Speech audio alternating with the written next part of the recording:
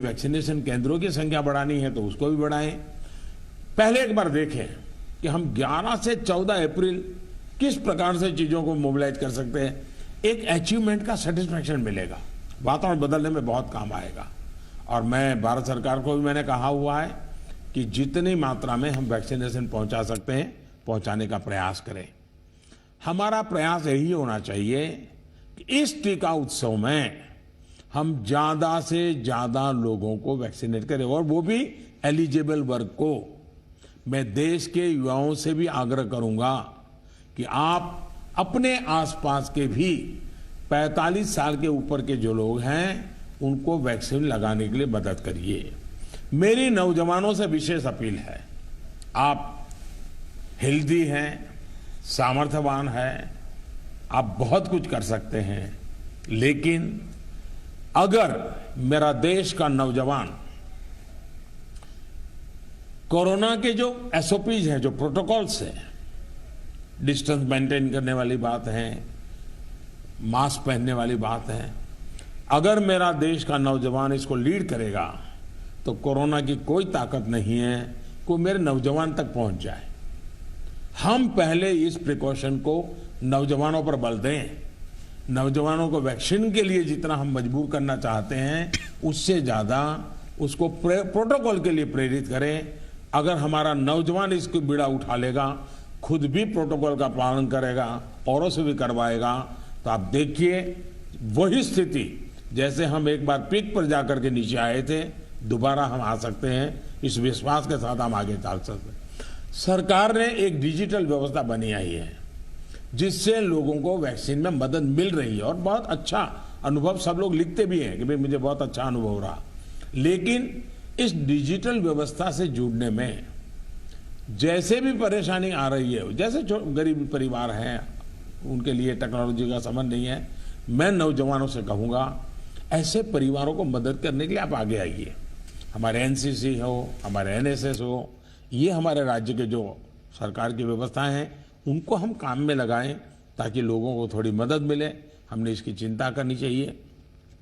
शहरों में एक बहुत बड़ा वर्ग है जो गरीब है, बुजुर्ग है, झुग्गी झोपड़ी में रहता है, उन तक ये बातें पहुंचाएं, उनको हम वैक्सीनेशन के लिए ले जाएं। ये हमारे वॉलेंटियर्स को, सिविल सोसाइटी को, हमारे नौजवानों को हमारी सरकारें मोबिलाइज करें और उन्हें प्राथमिकता के आधार पर हम वैक्सीन लगवाना अगर हमारा प्रयास रहेगा तो हमें एक पुण्य का काम का संतोष मिलेगा, और हमें उनकी चिंता जरूर करनी चाहिए। वैक्सीनेशन के साथ साथ हमें ये भी ध्यान रखना है कि वैक्सीन लगवाने के बाद भी लापरवाही न बरते। सबसे बड़ी संकट ये हो गया है कि भाई अब मुझे कुछ होगा ही नहीं। देवन से मैं कह रहा हूं, दवाई भी और कड़ाई भी। हमें लोगों को ये बार बार बताना होगा कि वैक्सीन लगने के बाद भी मास्क वगैरह जो प्रोटोकॉल्स है उसका पालन और अनिवार्य है। इंडिविजुअल लेवल पर लोगों में मास्क और सावधानी को लेकर जो लापरवाही आई है उसके लिए फिर से जागरूकता जरूरी है। जागरूकता के इस अभियान में हमें एक बार फिर समाज के प्रभावी व्यक्तियों, सामाजिक संगठनों, सेलिब्रिटीज, ओपिनियन मेकर्स अपने साथ जोड़ना होगा। और इसके लिए मेरा आग्रह है कि गवर्नर नाम की जो अपने यहाँ इंस्टीट्यूट है उसका भी भरपूर उपयोग किया जाए। क्या गवर्नर साहब के नेतृत्व में, मुख्यमंत्री जी के मार्गदर्शन में ऑल पार्टी मीटिंग, राज्य तो सबसे पहले कर लें, राज्य ऑल पार्टी मीटिंग करें और ऑल पार्टी मीटिंग करके एक एक्शनेबल पॉइंट तय करें। फिर मेरा आग्रह है कि गवर्नर साहब और मुख्यमंत्री मिलकर के जितने भी इलेक्टेड लोग हैं उनका वर्चुअल वेबिनार करें। पहले अर्बन बॉडीज का करें, फिर रूरल बॉडीज का करें, जितने लोग चुन करके आए हैं उनसे करें, और उनके सामने सभी आपके असेंबली में जो जीत करके लोग आए हैं उसके जो फ्लोर लीडर हैं सब संबोधित करें। तो एक पॉजिटिव मैसेज अपने आप शुरू हो जाएगा कि भाई इसमें राजनीति नहीं करनी है, सबने मिलकर के करना है। तो मैं समझता हूं एक तो ये प्रयास करना चाहिए। दूसरा, गवर्नर साहब के नेतृत्व में, क्योंकि मुख्यमंत्री के पास बहुत काम रहते हैं, लेकिन गवर्नर साहब के नेतृत्व में एक आध समिट, बड़ा वेबिनार भी किया जाए, और जो शहर हो वहाँ पर लोकल हो तो सभी धार्मिक नेताओं को बुला करके एक समिट हो जाए और बाकी लोगों को वर्चुअल जोड़ा जाए। जो सिविल सोसाइटी के लोग हैं, एक आध समिट उनका कर लिया जाए। जो सेलिब्रिटीज हैं, लेखक हैं, कलाकार हैं, खिलाड़ी हैं, उनको एक बार कर लिया जाए। मैं समझता हूं कि ये गवर्नर के माध्यम से इस प्रकार के लगातार भिन्न भिन्न समाजों के लोगों को जोड़ने का एक मूवमेंट चलाया जाए, और यही बात कि भाई आप इन प्रोटोकॉल का फॉलो कीजिए, टेस्टिंग पर बल दीजिए। हमारा क्या हुआ है, हम एकदम टेस्टिंग भूल करके वैक्सीन पर चले गए। वैक्सीन जैसे जैसे प्रोडक्ट होगी, जैसे जैसे पहुंचेगी। हमने लड़ाई जीती थी बिना वैक्सीन को। वैक्सीन आएगी कि नहीं आएगी वो भी भरोसा नहीं था, तब हम लड़ाई जीते हैं।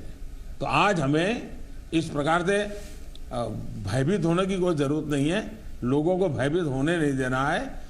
अगर हम जिस तरीके से लड़ाई को लड़े थे उसी तरीके से लड़ाई को जीत सकते हैं। और जैसा मैंने कहा, पूरे परिवार लेपट में आ रहे हैं, उसका मूल कारण जो मुझे नजर आता है, फिर भी आप लोग इसको वेरीफाई कीजिए। मैं क्लेम नहीं कर रहा हूं किसी चीज का, मैं सिर्फ अपना ध्यान आकर्षित करता हूं कि एसिम्प्टोमेटिक कारणों से शुरू में परिवार में ये फैल जाता है, फिर अचानक परिवार में जो पहले से बीमार व्यक्ति है या कुछ करने वाला है, वो एकदम से नए संकट में आ जाता है, फिर पूरा परिवार संकट में आ जाता है। और इसलिए मेरा आग्रह है, प्रोएक्टिवली हमने टेस्टिंग पर बल देना होगा। हमारे पास व्यवस्थाएं हैं, हिंदुस्तान के हर जिले में लैब बन चुकी हैं। एक लैब से शुरू किया था हमने, आज हर जिले में लैब पहुंच गई है, और हम इस चीज को बल ना दे तो कैसे होगा।